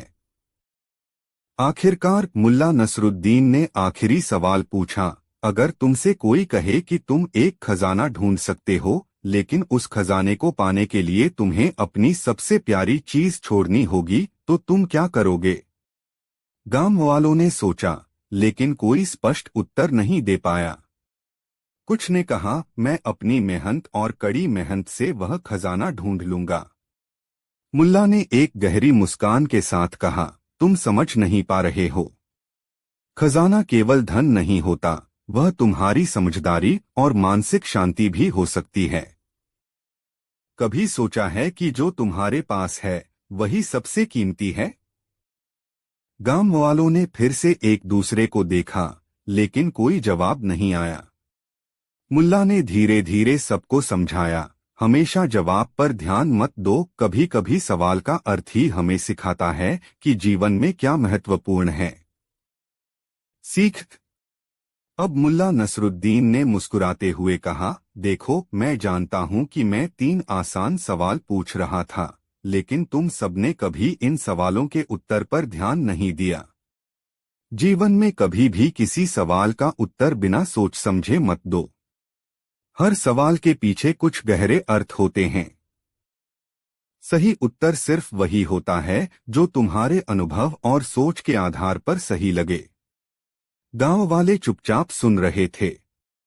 अचानक सबको यह एहसास हुआ कि मुल्ला नसरुद्दीन ने उन्हें सिर्फ चतुराई के सवाल नहीं पूछे थे, बल्कि जीवन के उन पहलुओं को समझने के लिए चुनौती दी थी जिन्हें वे अक्सर नजरअंदाज कर देते थे। आखिरकार मुल्ला ने कहा, सच यह है कि सबसे बड़ी समझदारी तब आती है जब हम सवालों से ज्यादा उनके उद्देश्य और उनके गहरे अर्थ को समझने की कोशिश करते हैं। गांव वाले धीरे धीरे समझ गए और मुल्ला नसरुद्दीन के इस दृष्टिकोण को सराहा। वे अब हर सवाल और परिस्थिति को गहरे से समझने की कोशिश करते थे। यह कहानी यह सिखाती है कि कभी कभी हमें हर चीज का गहराई से मूल्यांकन करना चाहिए और जीवन के छोटे सवालों और घटनाओं को अधिक समझदारी से देखना चाहिए। दोस्तों, जिस तरह मुल्ला नसीरुद्दीन को चाहने वालों की कमी नहीं थी, उसी तरह उससे जलने वालों की भी कमी नहीं थी। उससे ईर्ष्या रखने वाले हमेशा ऐसे अवसर की ताक में रहते थे जिसमें उन्हें उसकी खिल्ली उड़ाने का मौका मिल जाए। एक दिन मुल्ला नसीरुद्दीन सुबह की सैर करने निकला था। हमेशा की तरह उसने लंबा चोगा और सलवार पहन रखा था। पाँव में नक्काशीदार जूती थी और सिर पर नोकदार लंबी टोपी। अपनी दाढ़ी सहलाता हुआ मुल्ला अपनी गली में लंबे डग भर रहा था कि उसका एक पड़ोसी, जो कहीं से आ रहा था, रास्ते में ठोकर लगने के कारण गिर पड़ा। मुल्ला नसीरुद्दीन उस समय उसके पास ही था, इसलिए बिना समय गवाए उसने उसे उठाया और उसके कपड़ों की गर्द झाड़ने लगा तो देखा उस व्यक्ति के पाजामे से घुटने के पास खून रिस रहा है। मुल्ला को यह समझते देर नहीं लगी कि उस व्यक्ति का घुटना गिरने के कारण जख्मी हो गया है।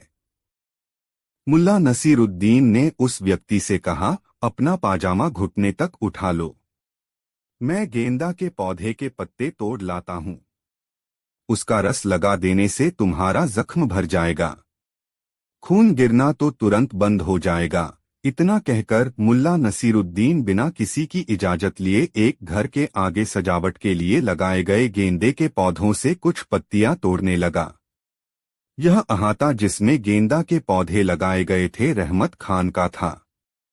रहमत खान मुल्ला नसीरुद्दीन से बैर रखता था।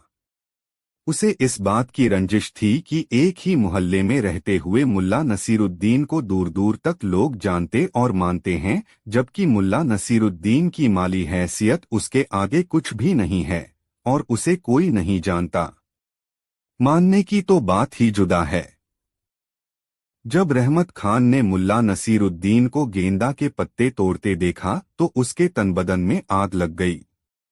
जलन से वह सुलग उठा और झल्लाई आवाज में बोला, मियां नसीर, यह क्या कर रहे हो? गेंदा के पौधे मैंने घर की शोभा के लिए लगाए हैं और तुम उसके पत्ते नोच रहे हो, वह भी बिना इजाजत। मुल्ला नसीरुद्दीन जानता था कि रहमत खान उससे खार खाए रहता है, किंतु अभी वह वाकई बिना इजाजत उसके लगाए गेंदे पौधों के पत्ते तोड़ रहा है। यह ख्याल आते ही कि रहमत का टोकना उचित है, उसने मासूमियत से कहा, माफ करना रहमू, इस आदमी के घुटने छिल गए हैं। उस रिश्ते खून को देखकर मुझे कुछ भी ख्याल नहीं रहा सिवा इसके कि इसके जख्म से खून बहना बंद हो जाए। मैंने यहाँ गेंदे के पौधे देखे तो याद आया कि इसके रस से खून का बहना बंद हो सकता है। बस मैं गेंदा के पत्ते बेख्याली में तोड़ने लगा।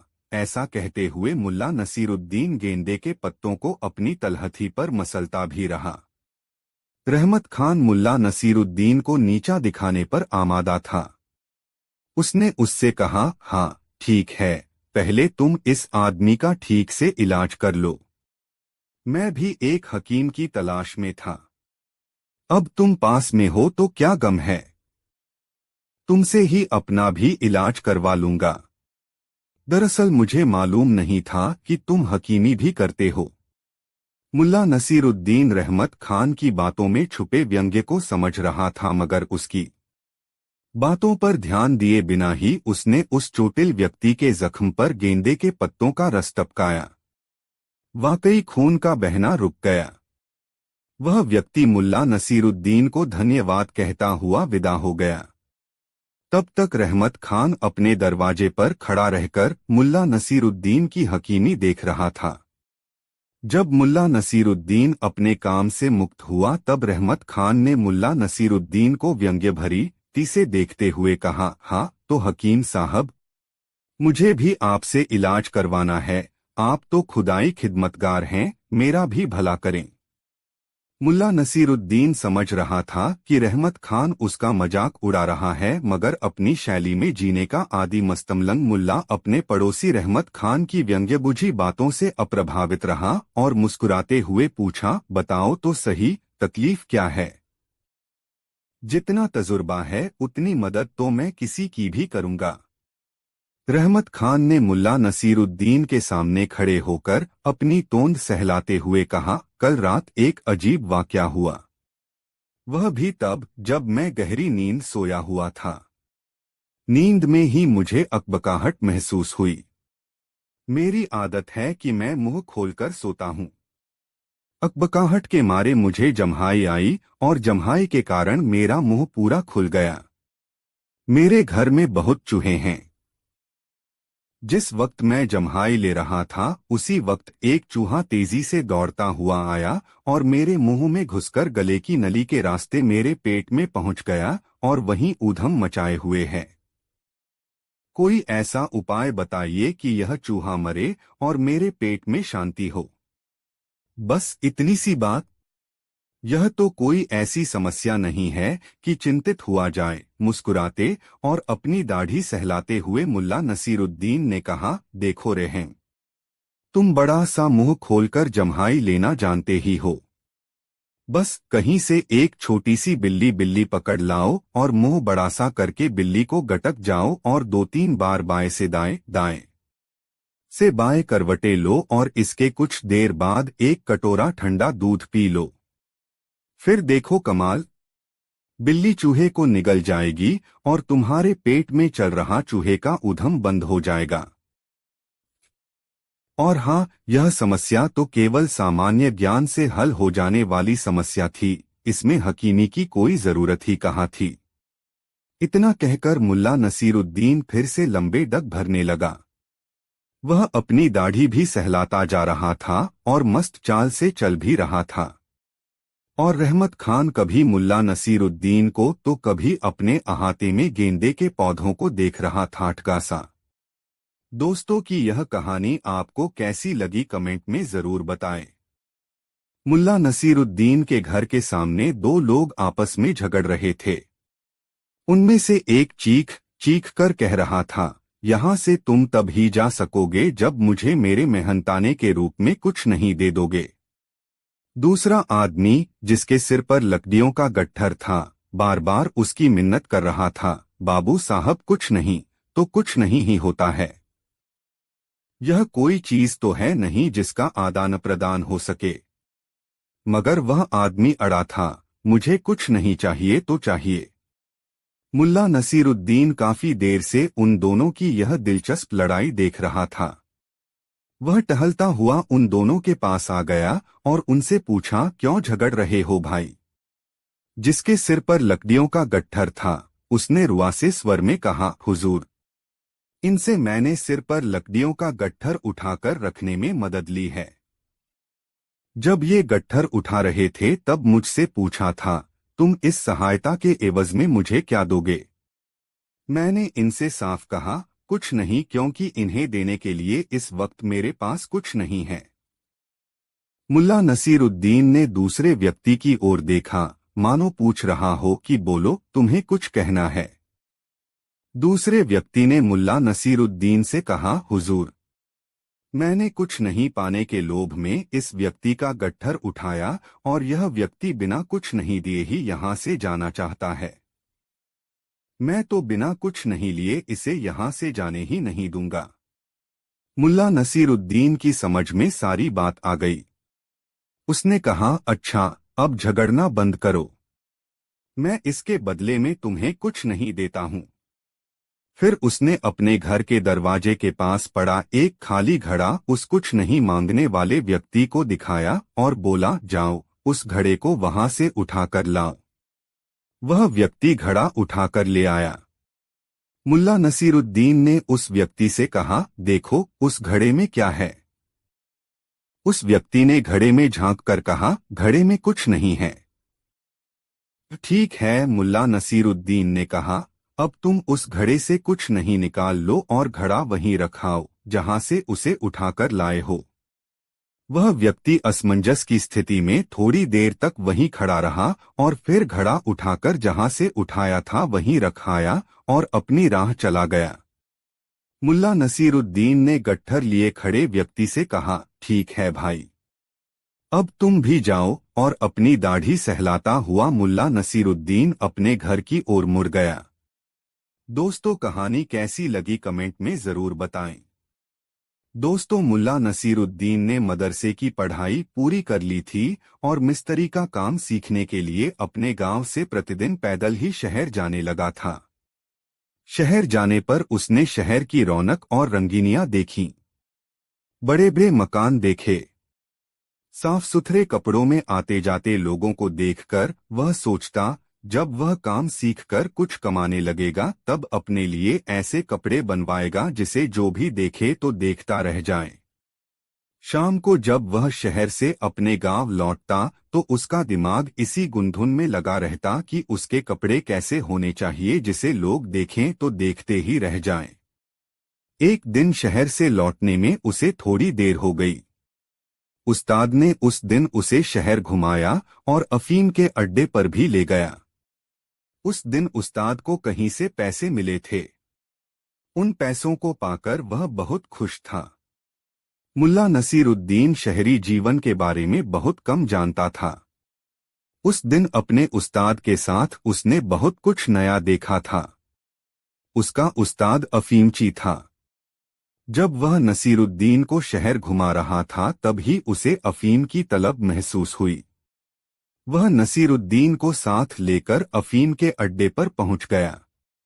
खुद तो अफीम खाई ही, थोड़ी सी अफीम नसीरुद्दीन को भी चटा दी।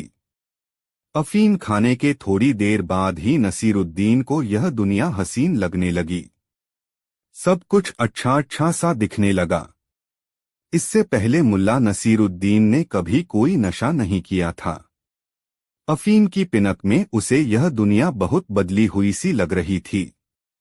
उसके उस्ताद पर भी अफीम की धुन की सवार हो गई थी। वह लगातार गाना गाए जा रहा था। खुद अपने मुंह से गाने के साथ चलने वाला संगीत भी बजाता और फिर ऊंचे स्वर में कुछ गाने लगता। आवाज उसके मुंह में फंसती हुई निकलती जिससे यह समझ पाना मुश्किल होता कि वह गा क्या रहा है।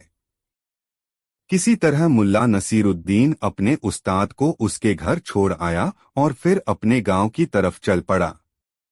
शहर की भीड़ भाड़ वाले इलाके में पहुंचकर मुल्ला को उस समय भीड़ कम महसूस हुई।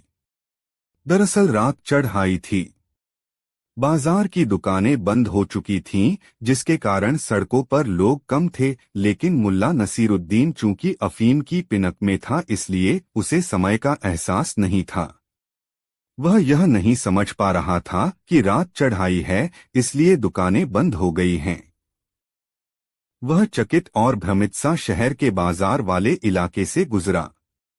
उसे कई बार यह भ्रम भी हुआ कि वह गलत रास्ते पर चल रहा है, किंतु इस भ्रम के साथ ही वह चैतन्य होकर सड़क के दाएं बाएं देखने लगता तो पाता कि वह सही सड़क पर ही चल रहा है। इस तरह ठमकते चलते मुल्ला नसीरुद्दीन उस मोड़ पर पहुंच गया जहां से उसके गांव के लिए सीधी सड़क जाती थी। मुल्ला उस सड़क पर पहुंचने के बाद आश्वस्त हुआ कि वह सही सड़क पर और सही दिशा में चल रहा है। उसने याद किया, यह सड़क सीधे ऊंचे घेरे वाले कुएं तक ले जाएगी और कुएं की बाईं तरफ से खेत के बीच से निकलने वाली पगडंडी से चलकर वह सीधे अपने घर पहुंच जाएगा।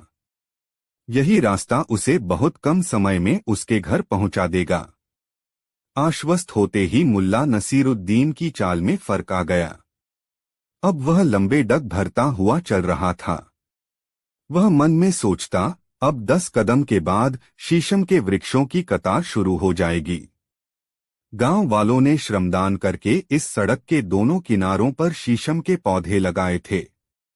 शीशम का सिलसिला खत्म होते ही फलदार वृक्षों का सिलसिला शुरू हो जाएगा और उसके बाद आ जाएगा ऊंचे घेरे वाला कुआं। इस तरह मन ही मन राह स्मरण करता हुआ मुल्ला नसीरुद्दीन कुएं तक पहुंच गया। पूर्णिमा की रात थी। मध्यरात्रि का समय था। जब मुल्ला नसीरुद्दीन कुएं के पास पहुंचा और वह उस खेत की पगडंडी की ओर जाने ही वाला था जो सीधे उसे अपने घर तक ले जाती, उसके मन में ख्याल आया, चलो जरा झांक लें, कुएं में कितना पानी है। मुल्ला नसीरुद्दीन सीधे घूमा और कुएं की जगत पर चढ़ गया और उसमें झांककर कुएं के पानी का अनुमान लगाने लगा। अभी कुएं में झांकते हुए 2-4 पल ही बीते होंगे कि मुल्ला को कुएं के पानी में चांद की प्रतिच्छाया दिखाई पड़ी। मुल्ला चौंक गया, अरे बाप रे, यह तो गजब हो गया। चांद अपनी जगह से कुएं में उतर गया है। कहते हैं कि सूरज, चांद, सितारे पृथ्वी के इर्द गिर्द एक नियम से बंधे रहते हैं। इस नियम में परिवर्तन से तो सारी सृष्टि का नियम प्रभावित हो जाएगा। फिर अपनी इस पृथ्वी पर भी तो उथल पुथल मच जाएगी। फिर हमारा घर और खेत, इन पर भी तो असर पड़ेगा। नहीं नहीं, किसी भी तरह चांद को कुएं से निकालकर उसे उसके स्थान पर पहुंचाना ही होगा, तब ही रह पाएगी पृथ्वी सुरक्षित। मुल्ला नसीरुद्दीन के सामने उस समय एकमात्र उद्देश्य था, कुएं में डूबे चांद को बाहर निकालना और फिर चांद को रस्सी के फंदे में डालकर आसमान की तरफ उछाल देना ताकि चांद अपने स्थान पर पहुंच जाए। अफीम की पिनक में मुल्ला नसीरुद्दीन देर तक इसी गुंधुन में लगा रहा कि चांद को कुएं से कैसे निकाले। तभी मुल्ला की नजर कुएं की मुंडेर पर रखी रस्सी पर पड़ी। यह रस्सी कुएं से पानी निकालने के लिए बाल्टी बांधने के काम आती थी। रस्सी देखते ही मुल्ला नसीरुद्दीन उछल पड़ा और आसमान की तरफ हाथ फैलाकर कहा, या खुदा, आखिर रस्सी मिल ही गई। अब मेरा काम आसान हो गया है। इसके बाद मुल्ला नसीरुद्दीन ने रस्सी उठाई, पानी में झांककर चांद की गोलाई का अनुमान लगाया और फिर अपने अनुमान के मुताबिक चांद की गोलाई के बराबर रस्सी का फंदा तैयार किया तथा बहुत सतर्कता से रस्सी को कुएं में फेंका। रस्सी को दाएं बाएं घुमाकर मुल्ला ने एक झटका दिया और फिर उसे पानी से खींचने लगा। रस्सी आसानी से पानी से बाहर आ गई। चांद उसमें नहीं फंसा था। खाली रस्सी देखकर मुल्ला को निराशा हुई। उसने रस्सी का फंदा फिर से ठीक किया और फिर करीने से उसे पानी में डाल दिया। उसने फिर रस्सी खींची और इस बार भी उसे निराशा हाथ लगी। मुल्ला ने तीसरी बार रस्सी का फंदा बनाया और चांद को पकड़ने के लिए उसे पानी में डाला। संयोग से इस बार रस्सी का फंदा कुएं में किसी मजबूत चीज में जा फंसा। मुल्ला ने रस्सी खींचने की कोशिश की मगर रस्सी अपनी जगह से टस से मस नहीं हुई। मुल्ला नसीरुद्दीन ने मन ही मन संकल्प लिया कि चाहे जितनी ताकत लगानी पड़े वह लगाएगा और चांद को कुएं से निकालकर ही दम लेगा। मुल्ला थोड़ा सुस्ताता फिर एड़ी चोटी का जोर एक करके रस्सी को खींचता। अंततः मुल्ला ने कुएं के मेहराब पर एक पांव को टिकाया और अपनी पूरी ताकत से रस्सी खींची। बार बार जोर लगाने और ढीला छोड़ने से रस्सी जिस चीज में फंसी थी उससे एक झटके में निकल गई और जोर लगाते ही मुल्ला नसीरुद्दीन चारों खाने चित गिरा। कुएं के मेहराब के चारों तरफ बने पक्के चबूतरे पर मुल्ला नसीरुद्दीन जब गिरा तो उसके सिर का पिछला भाग पक्की सतह से टकरा गया और इस चोट से मुल्ला नसीरुद्दीन की चेतना लुप्त हो गई। थोड़ी देर तक वह चित पड़ा रहा। जब धीरे धीरे उसकी चेतना लौटी और उसने आंखें खोली तो सारा आसमान उसकी आंखों के सामने था। जमीन पर चारों खाने चित पड़ा मुल्ला नसीरुद्दीन यह देखकर अपनी पीड़ा भूल गया कि आसमान में चांद सितारों की मजलिस में अपनी पूरी दमक के साथ मौजूद है। उसने मन ही मन खुदा को धन्यवाद दिया कि यह कायनात बर्बाद होते होते बच गई। फिर वह अपनी जगह से उठा और बिना कुएं के पानी में झांके अपने घर जाने वाली पगडंडी पर चल पड़ा। सामने आसमान में चांद दमक रहा था और चांद को देखकर मुल्ला नसीरुद्दीन सोच रहा था, आज मैंने समय पर नहीं देख लिया होता तो कुएं में ही डूब गया होता चांद। मुल्ला का हर कदम जो उसके घर की तरफ उठ रहा था बहुत तसल्ली भरा कदम था, जैसे उसने कोई किला फतह किया हो। दोस्तों, वीडियो को एक लाइक जरूर कर दे। दोस्तों, एक दिन मुल्ला नसीरुद्दीन अपनी बगिया के फूलों को पानी से सींच रहा था। उसी समय उसके पास एक आदमी आया और कहने लगा, मुल्ला जी, मैं आपके गुणों से बहुत प्रभावित हूँ।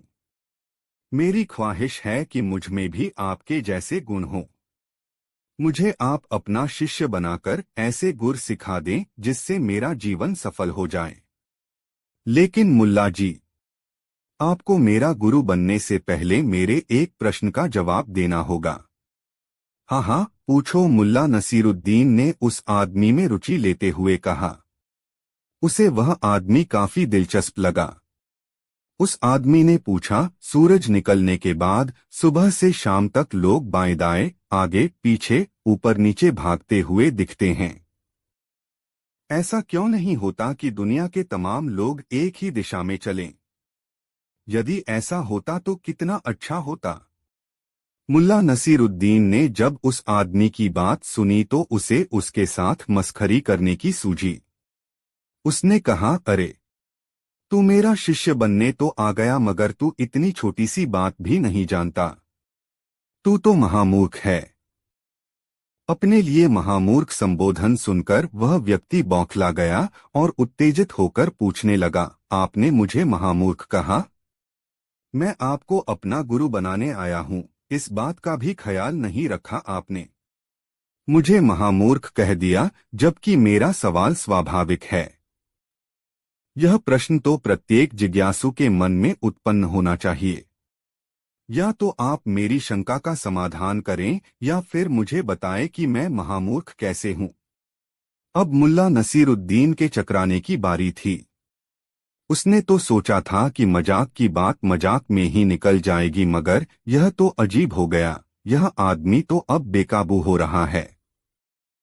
कहाँ तो आया था यह मेरा शिष्य बनने, कहाँ अब बिफर कर मुझे ही गुरुता सिखाने लगा है।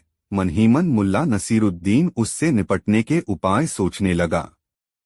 अचानक उसे कुछ ख्याल आया और उसने आगंतुक से कहा, मुझे जरूरत ही नहीं कि मैं तुम्हें परले दर्जे का बेवकूफ साबित करूं।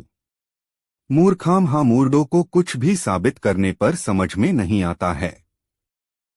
हाँ, मैं तुम्हें बताता हूं कि यह धरती नाव जैसी है। यदि एक ही दिशा में लोग भागने लगे तो धरती उलट जाएगी, इसीलिए धरती के लोग भिन्न दिशाओं में चलते हैं। समझ गए? समझ चुके तो गर्दन हिलाओ या हाँ कहो। जब वह आदमी संशय में पड़ गया, सोचने लगा, बड़ा शातिर है यह मुल्ला नसीरुद्दीन।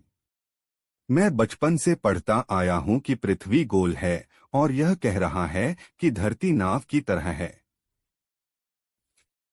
अगर कह दूं कि उन्होंने जो कहा मैं समझ गया तो तुरंत यह शख्स मुझसे कहेगा बेवकूफ। क्या खाक समझ रखते हो? धरती भी कहीं नाव की तरह उलट सकती है। और यदि कहता हूं कि यह बात मेरी समझ के बाहर है तब तुरंत मुल्ला नसीरुद्दीन को यह कहने का अवसर मिल जाएगा कि अरे बेवकूफ, इतनी सी बात नहीं समझ सकते। उसे उलझन में देखकर मुल्ला नसीरुद्दीन ने पूछा, क्या हुआ? तुम कुछ कहते क्यों नहीं? वह व्यक्ति बोला, क्या कहूं? समझें तब भी और नहीं समझें तब भी मुझे आप परले दर्जे का बेवकूफ ही कहने वाले हैं। उसकी बात सुनकर मुल्ला नसीरुद्दीन ने हंसकर कहा, सबके सामने जीवन के ऐसे ही सवाल हैं, क्या करोगे? इतना तो मुझे पता चल ही गया कि तुम समझदार हो, इसलिए तुम मेरे शिष्य बन सकते हो। और उस दिन वह व्यक्ति मुल्ला नसीरुद्दीन का शिष्य बन गया। दोस्तों, कहानी कैसी लगी कमेंट बॉक्स में जरूर बताएं। दोस्तों, यह कहानी आपको कैसी लगी कमेंट में जरूर बताएं। ऐसी और नई मजेदार कहानी सुनने के लिए हमारे चैनल आरके वर्मा को सब्सक्राइब जरूर कर लें और यह वीडियो अपने मित्रों को जरूर शेयर करें। वीडियो देखने के लिए आपका बहुत बहुत धन्यवाद। मिलते हैं किसी अगले वीडियो में, तब तक के लिए जय श्री राधे राधे। धन्यवाद।